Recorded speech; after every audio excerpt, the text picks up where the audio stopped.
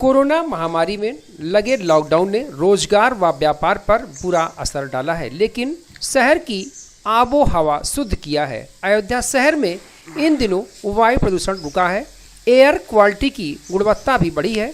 वातावरण में नाइट्रोजन के कम होने से सेहत पर बेहद असर पड़ रहा है। शहर का AQI लेवल 165 से घटकर 140 के नीचे पहुंच गया है, जो मानक AQI 120 के नज़दीक है, जिसे शुद्ध वातावरण के मानक में अच्छा माना जा रहा है। लेकिन इसे बनाए रखने के लिए पर्यावरण वैज्ञानिकों का सुझाव है कि अयोध्या को स्मार्ट सिटी बनाना है तो निर्माण व ट्रांसपोर्ट मैकेनिज्म विकसित करना होगा। अयोध्या की इस समय आबो हवा बदली सी है, जो वातावरण वायु प्रदूषण की वजह से सेहत पर बुरा असर डाला है। वहीं कोरोना काल में लगे लॉकडाउन से शुद्ध हो गया है। राम की नगरी अयोध्या में वायु प्रदूषण रुका है। शहर का AQI लेवल 165 से घटकर 140 से भी नीचे पहुंच गया है, जिसका सीधा असर बेहतर स्वास्थ्य के रूप में पड़ रहा है। डॉक्टर राम मनोहर लोहिया अवध विश्वविद्यालय के पर्यावरण वैज्ञानिक असिस्टेंट प्रोफेसर विनोद चौधरी का दावा है कि शहर में जहरीली हवा के बदले शुद्ध हवा ने ले लिया है। शहर में वायु प्रदूषण रुक गया है। नाइट्रोजन के ऑक्साइड व PM10 की मात्रा में भी 30% घट गई है, जिसके पीछे वाहनों के कम चलने व निर्माण प्रक्रिया कम होना, सड़कों पर चलने वाले लगभग 1 लाख वाहनों से निकलने वाले नाइट्रोजन के ऑक्साइड में वायु प्रदूषण का खतरा बढ़ गया था। साथ ही भवन व सड़क निर्माण की प्रक्रिया बढ़ने वाला पार्टिकुलेट मैटर PM10 भी 30% गिरी है, जिसकी वजह से वातावरण शुद्ध हुआ है। पर्यावरण वैज्ञानिक डॉक्टर विनोद चौधरी का कहना है कि भगवान श्री राम की नगरी का वातावरण शुद्ध रखना है तो निर्माण व ट्रांसपोर्ट का एक मैकेनिज्म विकसित करना होगा, क्योंकि अयोध्या स्मार्ट सिटी के रूप में विकसित होगी। साथ ही यहाँ पर पर्यटकों की एक बहुत बड़ी संख्या प्रतिदिन होगी। ऐसे में पर्यावरण को शुद्ध रखना एक चैलेंज साबित होगा। उत्तर प्रदेश पर्यावरण द्वारा जो एक प्रायोजित परियोजना है, जिसके अंतर्गत अयोध्या जनपद में 2 एयर क्वालिटी मॉनिटरिंग स्टेशन लगाए गए हैं, जिसमें हम 3 पैरामीटर का अध्ययन करते हैं। उन 3 पैरामीटर को हम पिछले 6 महीने से लगातार मॉनिटरिंग कर रहे हैं और पिछले कोरोना काल में ये स्पष्ट देखने को मिला है कि जो 2 पैरामीटर है, सल्फर के नाइट्रोजन के ऑक्साइड्स और पार्टिकुलेट मैटर स्पेशली PM10, इन दोनों में लगभग 25 से 30% की कमी आई है। इसका कारण ये है कि जो नाइट्रोजन के ऑक्साइड्स हैं वो वेहिकुलर ट्रांसपोर्ट की वजह से नाइट्रोजन के ऑक्साइड्स वातावरण में बढ़ते हैं और कंस्ट्रक्शन एक्टिविटीज़ की वजह से और वेहिकुलर ट्रांसपोर्ट की वजह से जो PM10 होता है उसका भी वातावरण में कंसंट्रेशन उसकी बढ़ती है। चूँकि लॉकडाउन में ये दोनों कार्य रुके हुए हैं, वेहिकुलर ट्रांसपोर्ट बहुत कम हो रहा है, कंस्ट्रक्शन एक्टिविटीज़ न के बराबर हैं, जिसकी वजह से लगभग 25 से 30% वातावरण में जो है शुद्धता आई है। जहां तक सल्फर डाइऑक्साइड की बात है तो चूंकि फैजाबाद जनपद में बहुत औद्योगिक कार्यविधि नहीं होती है, इसलिए सल्फर डाइऑक्साइड की मात्रा यहां पहले भी कम थी और आज भी कम है। उस पर बहुत ज़्यादा प्रभाव हमारे फैजाबाद अयोध्या जनपद में नहीं पड़ा है।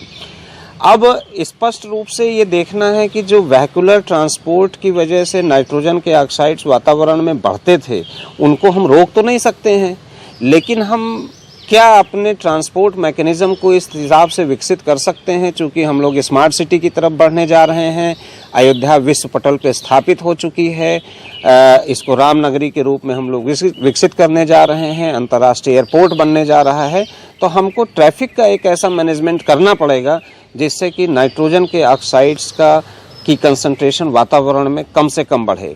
और जो विशेष रूप से चूँकि ये शहर विकास की ओर है, तो यहाँ पर बहुत बड़े स्तर पर कंस्ट्रक्शन एक्टिविटीज़ होंगी, हमको उनको भी नियंत्रित करना होगा, या ये कह सकते हैं कि वहाँ पर ऐसी विधियाँ स्थापित करनी होंगी जिससे कि PM10 या पार्टिकुलेट मैटर कम से कम वातावरण में जा सके। डॉक्टर साहब, नाइट्रोजन कितना नुकसानदायक होता है? देखिए, नाइट्रोजन का कंसंट्रेशन आपको कोविड काल में बहुत अच्छी तरीके से पता है। ये नाइट्रोजन और ऑक्सीजन पे बहुत अध्ययन इस समय चल रहा है, और लगभग 79% एटमॉस्फेयर में नाइट्रोजन होता है।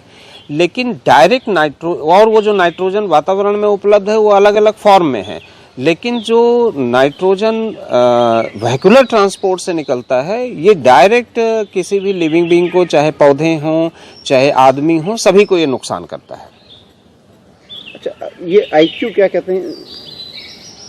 एयर क्वालिटी इंडेक्स, हाँ। AQI। AQI यहाँ पर लगभग इसके कोविड के पहले 165 के करीब रहती थी, जो कि काफ़ी हद तक ठीक थी, और आज कोविड काल में तो ये और घट गई है। तो AQI तो यहाँ की मेरा अंदाज़ा है, अभी इस महीने का डेटा हम लोगों ने कैलकुलेट नहीं किया है, लेकिन 140-145 के करीब आएगी, जो कि काफ़ी अच्छी है और अन्य शहरों की तुलना में। नॉर्मल क्या माना जाता है उसमें? नॉर्मल ही है। 120 तक सबसे अच्छा माना जाता है, 120 तक, लेकिन 120 नॉर्मली होता नहीं है, क्योंकि जब हम एनालिसिस करते हैं, मॉनिटरिंग करते हैं, तो बहुत से फैक्टर उसमें काम करते हैं। जैसे आज का ही मौसम आप देख रहे हैं, थोड़ा हल्का रेनी सीजन है, ऐसे केस में जो पोल्यूटेंट है वो डिस्पर्स नहीं होगा, इकट्ठा होगा, तो हमारे पैरामीटर में भी चेंजेस आते रहते हैं। क्या नाम है आपका? मैं doctor Vinod Kumar Chaudhary, assistant professor, department of environmental sciences, doctor Ram Manohar Lohia, Awadh university, Ayodhya.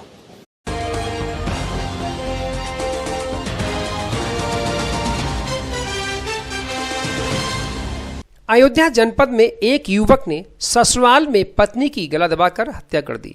पति मानसिक तनाव में ग्रस्त चल रहा था। इनसे 2 साल का एक बेटा भी है। वारदात के वक्त ससुराल के लोग पड़ोस में वैवाहिक कार्यक्रम में मशगूल थे। मृतक लक्ष्मी का भाई, जो घर के बाहर लेटा हुआ था, उसने अपने जीजा को बच्चे के साथ भागते देख लिया। शक होने पर घर के भीतर देखा तो बहन का शव पड़ा था। उसके शोर मचाने पर हत्यारा पति पकड़ लिया गया। पुलिस के मुताबिक पति पत्नी में विवाद चल रहा था। मानसिक तनाव के बाद 3 दिन से मंजीत प्रजापति पत्नी को लेकर ससुराल में रह रहा था। देर रात विवाद के बाद पति ने पत्नी की गला दबाकर हत्या कर दी। हत्यारा पति पुलिस कस्टडी में है और उससे कड़ी पूछताछ की जा रही है। घटना अयोध्या कोतवाली इलाके के समाहा कला गांव की है, जबकि हत्यारा पति थाना पुराकलंदर के नएपुरा गांव का रहने वाला है।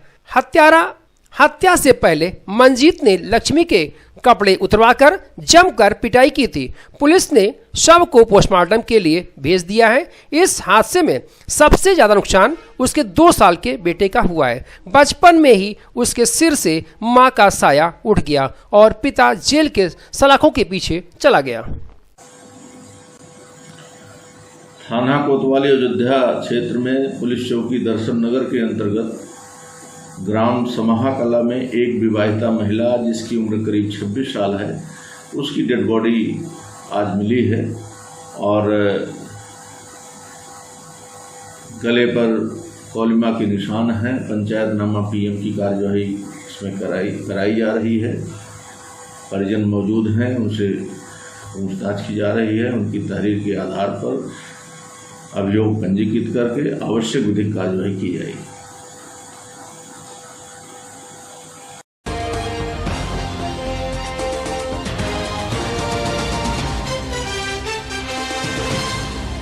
अयोध्या जनपद के बीकापुर ग्राम सहजपुर में 2 पक्षों को लेकर चुनावी रंजिश के चलते पेशबंदी में टीन शेड रखने को लेकर विवाद हुआ। मौके पर दोनों पक्षों द्वारा आपस में गाली गलौज व एक दूसरे पर पथराव किया गया। घटना की सूचना पाकर मौके पर भारी संख्या में क्षेत्राधिकारी बीकापुर सत्येंद्र भूषण तिवारी व कोतवाल नीरज ओझा के नेतृत्व में पुलिस बल पहुंचा, जिसने उपद्रवियों को खदेड़ते हुए शांति व्यवस्था कायम की। CO ने दोनों पक्षों से वार्ता की। दोनों ने अपनी अपनी गलती मानते हुए माफी मांगी और थाने पर आकर अपनी बात कहने के लिए समय मांगा। दोनों पक्ष CO के आश्वासन पर अपनी अपनी फरियाद लेकर CO कार्यालय पर पहुंचे और इस बात पर लिखित सहमति व्यक्त की। आगे से वह आपस में लड़ाई झगड़ा नहीं करेंगे तथा कानूनी तरीके से अपने विवाद को सक्षम प्राधिकारी अथवा न्यायालय के माध्यम से निस्तारित कराएंगे। दोनों पक्षों द्वारा तहरीर मिलने पर मुकदमा पंजीकृत करते हुए निष्पक्षता के साथ दोषियों के विरुद्ध कड़ी कार्रवाई की जाएगी। वरिष्ठ पुलिस अधीक्षक तथा पुलिस अधीक्षक ग्रामीण द्वारा उक्त प्रकरण पर संज्ञान लेते हुए त्वरित कार्रवाई का निर्देश भी दिया गया।